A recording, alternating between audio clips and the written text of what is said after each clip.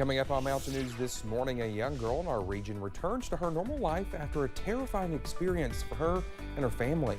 And an Eastern Kentucky Animal Clinic worker works to give high school students a night to remember at prom by helping them look their best. Dedicated to Eastern and Southern Kentucky, this is WYMT Mountain News this morning.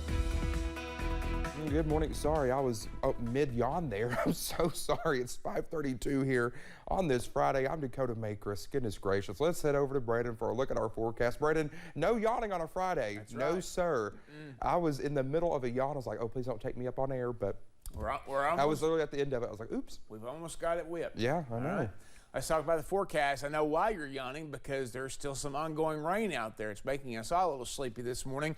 Live pinpoint Doppler radar, you'll see the heavier bands moving out, but there's still some drizzle across parts of the region this morning, including over in Pikeville. US 119, US 23 intersection came through there just yesterday, out there visiting the kids over at the Head Start, Johns Creek Elementary School. I'll be showing that picture at the end of the newscast for you. But again, back and forth with those rain chances, maybe a little bit drier to the west. Temperatures definitely warmer to the west. 50 right now, London, 50 Irvin, 52 Somerset, 51 Monticello. But you see they're already starting to trickle down. So it's going to move a little bit further to the east with the warm air. I think 50 is basically going to be the best we get today all day long. So that's what I was talking about yesterday, an early morning high.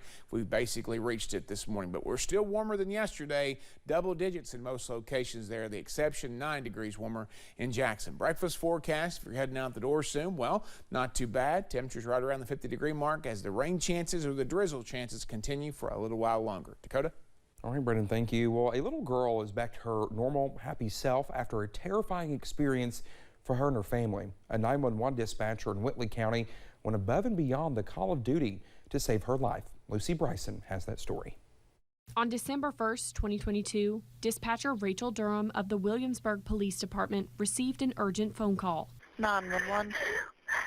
My daughter is not responding. 4-year-old Lily Bruce was found unresponsive by her mother, Patricia, and grandfather, Tracy. I heard my daughter say, Lily, Lily, Lily, like 3 times. So when she said it the 3rd time, I went in there, and we seen that she wasn't responding. In a moment of panic, Durham led the family through CPR over the phone in hopes to revive Lily. All right, what I need you to do is put your mouth tightly over her mouth, pinch her nose closed with the thumb and finger of the hand that you had on her forehead, okay? Keep tilting the chin with your other hand. And in less than 5 minutes, she was breathing again. You always have to be ready because you may have something really serious, and you have to be able to handle it because you never know what's going to happen. Lily made a full recovery after just 2 days. And Thursday afternoon, the family stopped by to say thanks to the first responders. Well, we sure appreciate it. Thank you. I thank God for all the first responders. And let Lily meet the person who saved her life. She helped us save you. Can I have a hug? The family says they owe it all to Durham. I really truly thought that she was gone. She wasn't breathing or anything.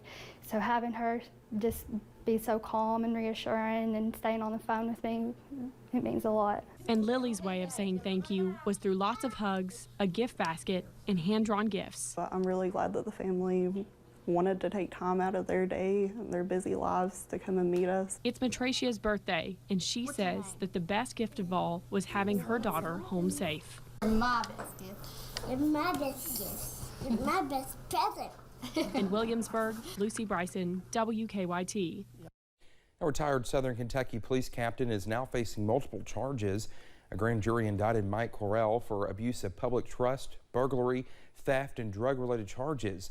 The indictment was returned Wednesday after allegations that he stole items from the Somerset Police Evidence Room. Investigators say it happened from the end of last year through January. Correll was arrested and is now out on bond. Kentucky Republican gubernatorial candidate Eric Dieters pleaded guilty to 3 misdemeanor charges after he was accused of chasing his juvenile nephew with a truck and harassing him over the phone. Dieters pleaded guilty Wednesday to charges of menacing, harassing communications, and criminal trespassing in Kenton County District Court. according to the Kenton County Attorney's Office. The court sentenced Dieters to 90 days in prison on each count to be run consecutively for a total of 270 days in jail. The sentence was conditionally discharged for the next 2 years. A veterinarian clinic in Pike County is working to give students in need a night to remember. Our buddy Forbes has more about the clinic's plans for prom night.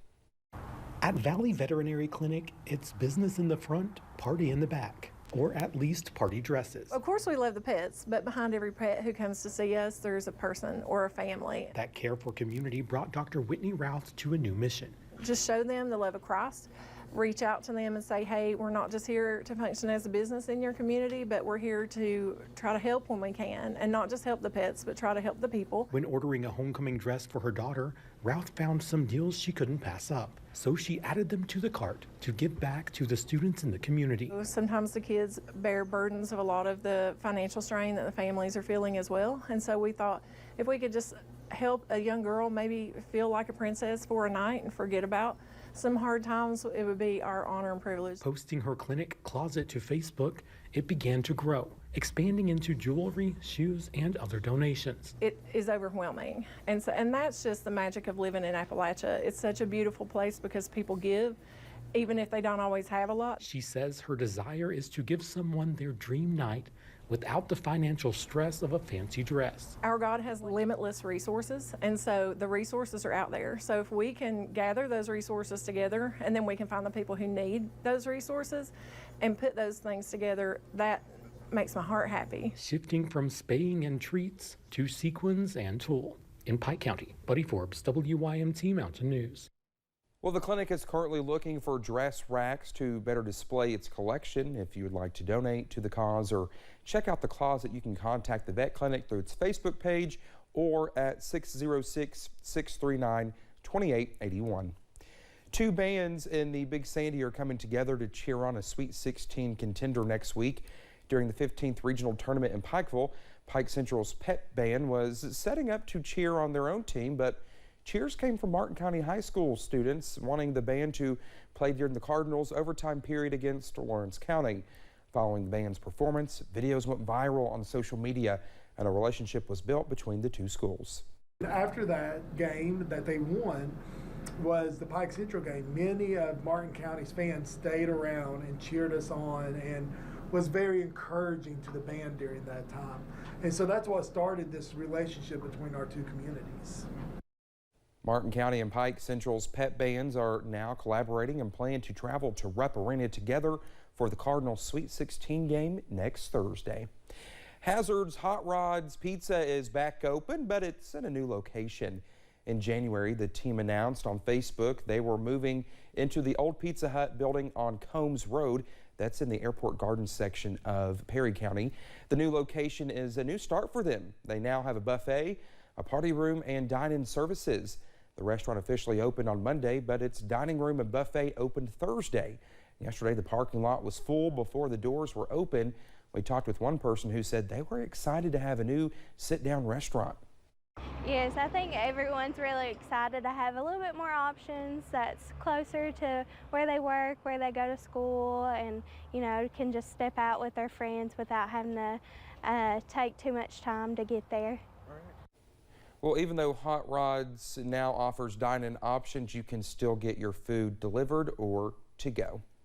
Well, just ahead, the world of Hollywood mourns the loss of a man once called one of the finest actors of his generation. If you're looking for spring, which begins 10 days from today, you might have to look a little harder. It will be well into next week before we see the sunshine again. I have the latest in about 3 minutes.